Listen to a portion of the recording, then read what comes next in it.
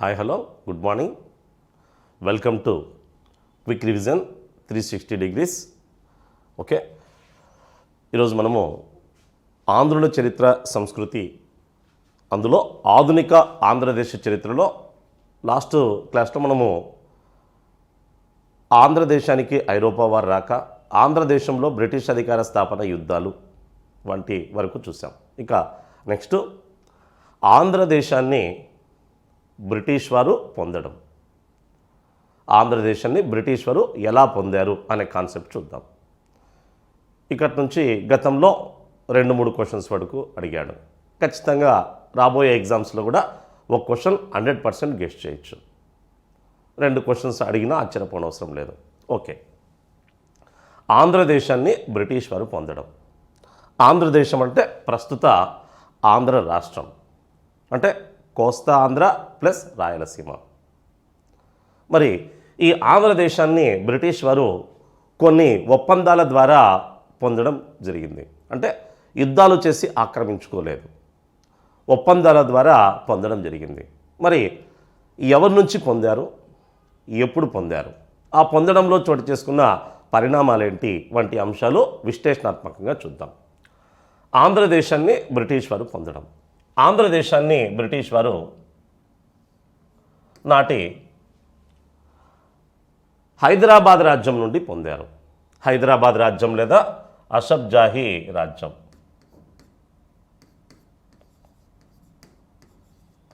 హైదరాబాద్ రాజ్యం లేదా అసఫ్ జాహీ రాజ్యం. అసఫ్ జాహీలు. మరి ఈ హైదరాబాద్ రాజ్యం లేదా అసఫ్ జాహీ రాజ్యం ఎప్పుడు ఏర్పడిందని చెప్పాం? 1724లో అవతరించి 1948 వరకు కొనసాగింది హైదరాబాద్ రాజ్యం. హైదరాబాద్ రాజ్య స్థాపకుడు దానికన్నా ముందు నాటి హైదరాబాద్ రాజ్యంలో హైదరాబాద్ రాజ్యపు తొలి రాజధాని ఏది అంటే ఔరంగాబాద్. ఔరంగాబాద్ తర్వాత రాజధానిని హైదరాబాదుకు మార్చారు. అందుకే వీరికి హైదరాబాద్ నిజాములు అని పిలుస్తారు. నిజాం అనే బిరుదు పొందడం వల్ల హైదరాబాద్ నిజాములుగా పిలువబడ్డారు. ఈ హైదరాబాద్ రాజ్యం మొఘల్ సామ్రాజ్యం నుండి విడిపోయి దక్కన్ సుబా పేరుతో అవతరించింది. దీన్ని స్థాపించింది 1వ అసఫ్ జా అనే వ్యక్తి. అందుకే దీనికి అసఫ్ జాహీ వంశం అని పిలుస్తారు. ఈ 1వ అసఫ్ జా అసలు పేరు మీర్ కమరుద్దీన్ ఖాన్. ఏంటి పేరు? మీర్ కమరుద్దీన్ ఖాన్. అతనికే నిజాం ఉల్ ముల్క్ అనే మరొక బిరుదు, చిన్లిచ్ ఖాన్ అనే మరొక బిరుదు కూడా కనిపిస్తుంది. అంటే హైదరాబాద్ రాజ్య స్థాపకుడు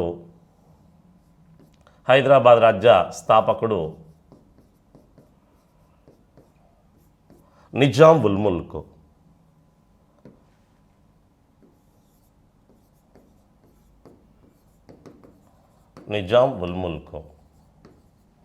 ఈయన 1724 నుంచి 48 వరకు పరిపాలించాడు. నిజాం ఉల్ ముల్క్ ఇంతకుముందు మనకు టచ్ అయింది. ఇతని తర్వాత వచ్చింది అతని కుమారుడు నాసర్ జంగ్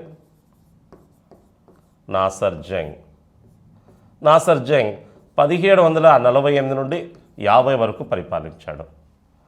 తర్వాత ముజఫర్ జంగ్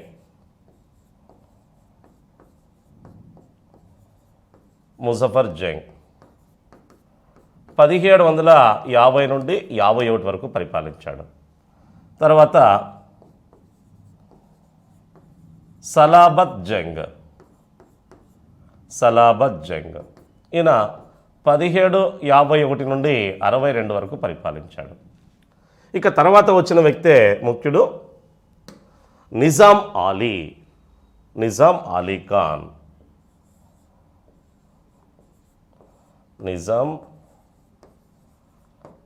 ఖాన్. ఇతను 1762 నుండి 1803 వరకు పరిపాలించాడు. నిజాం అలీ ఖాన్ ఇతనే ఆంధ్ర ప్రాంతాన్ని, రాయలసీమ ప్రాంతాన్ని బ్రిటిష్ వారికి కొన్ని ఒప్పందాల మేరకు ఇచ్చిన వ్యక్తి ఇతనే. బ్రిటిష్ కంపెనీతో అత్యధిక ఒప్పందాలు చేసుకున్న హైదరాబాద్ నిజాం అలీ ఖాన్. దాదాపుగా 6 ఒప్పందాలు చేసుకుని సర్కార్ జిల్లాలను, రాయలసీమ ప్రాంతాన్ని లేదా దత్త జిల్లాలుగా పిలువబడే రాయలసీమ ప్రాంతాన్ని బ్రిటిష్ వారికి ఇచ్చింది నిజాం అలీ ఖానే.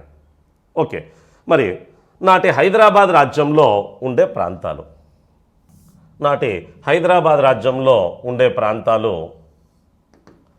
ప్రస్తుత తెలంగాణ రాష్ట్రంలోని జిల్లాలన్నీ ప్లస్ సర్కార్ జిల్లాలు.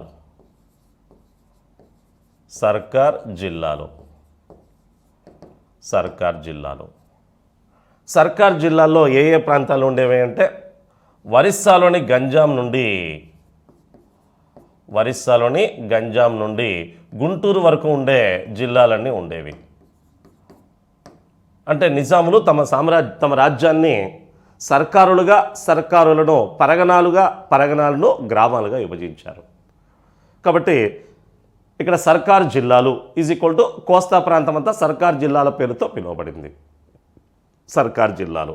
గంజాం టు గుంటూరు అంటే ఒరిస్సాలోని గంజాం కూడా నాడు హైదరాబాద్ రాజ్యంలో భాగంగా ఉండేది. అది కోస్తా ఆంధ్రాలో కలిసి ఉండేది. కాబట్టి గంజాం జిల్లా, ఒరిస్సాలోని గంజాం జిల్లా, దాని కింద ఉండే శ్రీకాకుళం, విజయనగరం, విశాఖపట్నం, తూర్పుగోదావరి, పశ్చిమ గోదావరి, కృష్ణా, గుంటూరు, ప్రకాశం, ఇవన్నీ ప్రజెంట్ కోస్తా జిల్లాలుగా పిలుస్తున్నాం. అయితే అప్పుడు ఈ జిల్లాలన్నీ లేవు.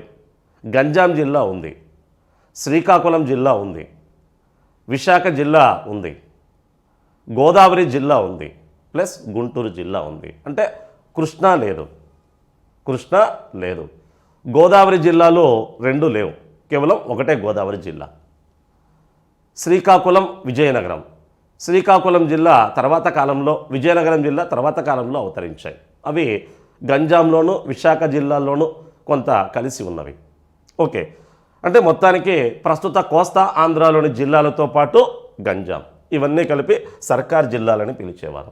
ఇక దీంతోపాటు హైదరాబాద్ రాజ్యంలో ఉండే జిల్లాలు అనంతపురము, ఏటీపీ అని చెప్పచ్చు, అనంతపురము, కర్నూలు, కడప ప్లస్ బళ్ళారి. ఇవి అంటే చిత్తూరు మినహా మిగిలిన 3 జిల్లాలు అనంతపురము, కర్నూలు, కడప. చిత్తూరు లేదు. ప్లస్ బళ్ళారి ప్రజెంట్ కర్ణాటకలో కలిపారు. ఎందుకు ఏంటి అనేది మనకి ఆంధ్రోద్యమం గురించి వచ్చినప్పుడు తెలుస్తుంది. ఇవన్నీ హైదరాబాద్ రాజ్యంలో ఉండేవి. ఇంకా వీటితో పాటు మహారాష్ట్రలోని కొన్ని ప్రాంతాలు, కర్ణాటకలోని మరికొన్ని ప్రాంతాలు కూడా ఉన్నాయి. ఎగ్జాంపుల్ ఔరంగాబాద్ కానీ, రాయచూర్ కానీ, ఉస్మానాబాద్ కానీ, దాంతోపాటు బీరార్ వంటి ప్రాంతాలు, కర్ణాటకలో బళ్ళారి, మరికొన్ని హర్సనవెల్లి, ఇలాంటి కొన్ని ప్రాంతాలు కూడా ఉండేవి. ఇవన్నీ కలిపితే హైదరాబాద్ రాజ్యం. అంటే ఉమ్మడి ఆంధ్రప్రదేశ్తో పాటు కొన్ని ప్రాంతాలని చెప్పచ్చు. మరి ఇందులో సర్కారు జిల్లాలను అనంతపురము, కర్నూలు, కడప, బళ్ళారీలను హైదరాబాద్ నిజాం బ్రిటిష్ వారికి ఇచ్చేశాడు. కొన్ని ఒప్పందాల ద్వారా ఇచ్చేశాడు. ఏ ప్రాంతాలు ఇచ్చేశాడంటే ఈ ప్రాంతాలను బ్రిటిష్ వారికి ఇచ్చేశాడు. ఇక తెలంగాణ మిగిలిపోయింది. మహారాష్ట్రలోని, కర్ణాటకలోని మరికొన్ని ప్రాంతాలు కూడా హైదరాబాద్ రాజ్యంలోనే ఉండిపోయాయి, లేదా అషఫ్ జాహీ రాజ్యంలోనే ఉండిపోయాయి. మరి మొత్తం ఈ సర్కార్ జిల్లాలను, అనంతపురము, కర్నూలు, కడప, బళ్ళారి ప్రాంతాలను బ్రిటిష్ వారికి ఇచ్చిన నిజాం ఒకరే. ఆయన ఎవరు అంటే నాటి హైదరాబాద్ నిజాం అలీ ఖాన్. ఇతడే ఆంధ్ర రాయలసీమ ప్రాంతాన్ని బ్రిటిష్ వారికి ఇచ్చాడు. ఇతని కాలంలోనే ఎప్పటి నుంచో ఉమ్మడి ఆంధ్రప్రదేశ్గా కలిసి ఉన్న తెలంగాణ, సర్కార్ జిల్లాలు, రాయలసీమ ప్రాంతం విడిపోవడం జరిగింది. శాతవాహనుల కాలం నుంచి బ్రిటిష్ పరిపాలన ఆంధ్రదేశంలో, భారతదేశంలో ప్రారంభమయ్యేంత వరకు మొత్తం ఈ ప్రాంతాలన్నీ కలిసి ఉన్నాయి. నిజాం అలీ ఖాన్ కాలంలోనే ఇవి విడిపోయాయి. ఈ నిజాం అలీ ఖాన్ సర్కార్ జిల్లాలను అనంతపురం, కర్నూలు, కడప, బళ్ళారి జిల్లాలను ఏ విధంగా ఇచ్చాడో చూద్దాం. ఓకే, ఇచ్చిన వ్యక్తి నిజాం అలీ ఖాన్. ఇతను నిజాముల్ ముల్క్ యొక్క కుమారుడు. నిజాముల్ యొక్క కుమారుడు. ఇక్కడ నాసర్ జంగ్ కూడా నిజాముల్ ముల్క్ కుమారుడే, సలాబత్ జంగ్ కూడా నిజాముల్ ముల్క్ కుమారుడే, నిజాం అలీ ఖాన్ కూడా ఇతని నిజాముల్ ముల్క్ కుమారుడే. మరొక కుమారుడు బసాలత్ జంగ్. నిజాముల్ ముల్క్కి మరొక కుమారుడు బసాలత్ జంగ్ అంటే నిజాం అలీ ఖాన్ యొక్క తమ్ముడు. గుంటూరు ప్రాంతాన్ని పరిపాలిస్తూ ఉంటాడు. అది కూడా చూద్దాం. ఓకే, ఆంధ్రదేశాన్ని బ్రిటిష్ వారు ఎప్పుడెప్పుడు పొందారో అనే అంశాలు కనిపిస్తాయి. సర్కార్ జిల్లాలను బ్రిటిష్ వారు 1766-68 మధ్యకాలంలో ఒప్పందాల ప్రకారం 2 ఒప్పందాల ప్రకారం పొందారు. దాన్నే పరస్పర స్నేహపూర్వక ఒప్పందం అంటారు. ఏమని పిలుస్తారు? పరస్పర స్నేహపూర్వక ఒప్పందం అని పిలుస్తారు. 1766 నవంబర్ 12వ తేదీన ఒక ఒప్పందం, 1768 ఫిబ్రవరి 23వ తేదీన మరొక ఒప్పందం కుదిరింది. అంటే సర్కార్ జిల్లాలను బ్రిటిష్ వారు 1766-68 సంవత్సరంలో పొందారు. ఏ ఒప్పందాల ప్రకారం అంటే 2 ఒప్పందాల ప్రకారం. పరస్పర స్నేహపూర్వకమైన 2 ఒప్పందాలు. ఒకటి 1766 నవంబర్ 12న, 2 1768 ఫిబ్రవరి 23వ తేదీన బ్రిటిష్ వారి చేతుల్లోకి వెళ్ళిపోయాయి. ఇంకా కొంచెం వివరణాత్మకంగా అది ఎలా పొందారనేది ఎక్స్ప్లెనేషన్ చేద్దాం. అయితే ఇన్ కేస్ ఆఫ్ మనకి సర్కారు జిల్లాలను బ్రిటిష్ వారు ఎప్పుడు పొందారు అని ఇచ్చినప్పుడు ఆప్షన్లో 1766, 1768, 1788, 1764 ఇలా ఇచ్చాడనుకోండి. ఆన్సర్ ఏం చేయాలంటే 1766 అని పెట్టాలి. 1766. ఓకే, లేకుంటే ఇంకో టైప్లో ఇస్తాడు 1765, 66, 1766, 67, 1767, 68, 1780, 88 ఇలా ఇచ్చాడనుకోండి.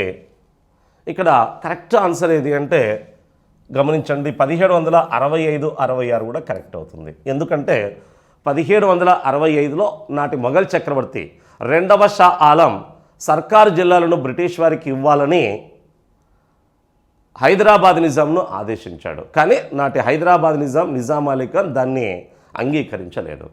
అంటే బ్రిటిష్ ఈస్ట్ ఇండియా కంపెనీ 1765లోనే ఒక ఒప్పందం ద్వారా సర్కార్ జిల్లాలను పొందడానికి మొఘల్ చక్రవర్తి నుండి పర్మిషన్ పొందింది.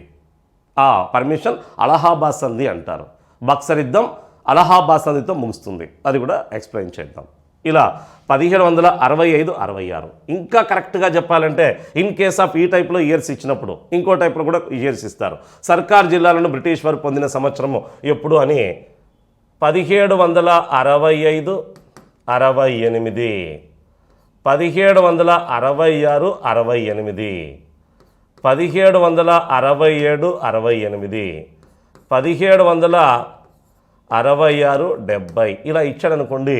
ఇందులో మొదటి 2 కరెక్ట్ అవుతాయి.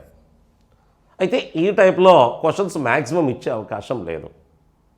1765, 68, 66, 68 ఇందులో కూడా కరెక్ట్ ఆన్సర్ అయితే 1766, 68 ఇది గుర్తుంచుకోండి. 66లో నవంబర్ 11వ తేదీన అధికారికంగా ఒక ఒప్పందంతోనే వాళ్ళకు వెళ్ళిపోయాయి. ఒకటే ఇయర్ ఇస్తే 1766 ఒకటే ఇయర్ ఇస్తే. లేదు ఇలా ఇచ్చాడనుకోండి 65, 66, 66, 67, 67, 68, 1780, 88 ఇలా ఇచ్చాడనుకోండి 65, 66 ఆన్సర్ చేయొచ్చు. ఇలాంటి ఇయర్స్ ఆప్షన్లో ఉన్నప్పుడు మ్యాక్సిమం కన్ఫ్యూజ్ లేకుండా క్వశ్చన్స్ ఇచ్చే అవకాశం ఉంటుంది, ఆప్షన్స్ కూడా ఇచ్చే అవకాశం ఉంటుంది. కానీ చెప్తున్నాం ఇన్ కేస్ ఆఫ్ ఎప్పుడైనా అలాంటి క్వశ్చన్స్ తారసపడినప్పుడు ఇబ్బంది పడుకోకుండా ఉండడానికి ఒకటే ఇయర్ ఇస్తే 1766 పెట్టచ్చు. లేదు 2 ఇయర్లు 1765, 68 ఇచ్చారనుకోండి, 66, 68 ఇచ్చారనుకోండి, ఫస్ట్ ప్రిఫరెన్స్ దీనికి ఇవ్వాలి. ఇన్ కేస్ ఆఫ్ ఇది ఆప్షన్లో లేకుంటే 1766, 68 ఆప్షన్లో లేకుంటే అప్పుడు ఆన్సర్ ఏది పెట్టచ్చు అంటే 1765, 68 పెట్టచ్చు. 1765, 68 పెట్టచ్చు. ఎందుకంటే 65లో అలహాబాద్ సంధి ఒప్పందం ప్రకారం మొఘల్ చక్రవర్తి రెండవ షా ఆలం బ్రిటిష్ కంపెనీకి సర్కారుల జిల్లాలు ఇవ్వాలని ఆదేశించాడు. ఎవరికి? నాటి హైదరాబాద్ నిజాం అలీ ఖాన్కి. కానీ నిజాం అలీ ఖాన్ ఆ ఒప్పందాన్ని అంగీకరించలేదు. అంటే మొఘల్ చక్రవర్తి నుండి అధికారికంగా ఆ ప్రకటన వెలువడింది, కానీ నిజాం అలీ ఖాన్ ఇవ్వలేదు. కాబట్టి ఇన్ కేస్ ఆఫ్ అలాంటి బేస్ చేసుకుని ఒక క్వశ్చన్ అడిగినప్పుడు 65, 68 గుర్తుంచుకోవాలి. కానీ కరెక్ట్ ఇలా ఇయర్స్ రెండు ఉన్నప్పుడు 66, 68 పెట్టండి, లేనప్పుడు 1765, 68 పెట్టండి. ఓకే.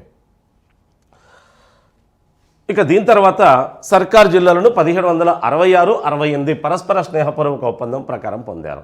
తర్వాత గుంటూరుని 1788 సెప్టెంబర్ 18న, రాయలసీమను లేదా దత్త జిల్లాలను 1800 నవంబర్ మధ్య కాలంలో, చిత్తూరు నెల్లూరును బ్రిటిష్ వారు 1802లో పొందారు. అయితే ఇందులో చిత్తూరు నెల్లూరులను మాత్రం హైదరాబాద్ రాజ్యం నుండి బ్రిటిష్ కంపెనీ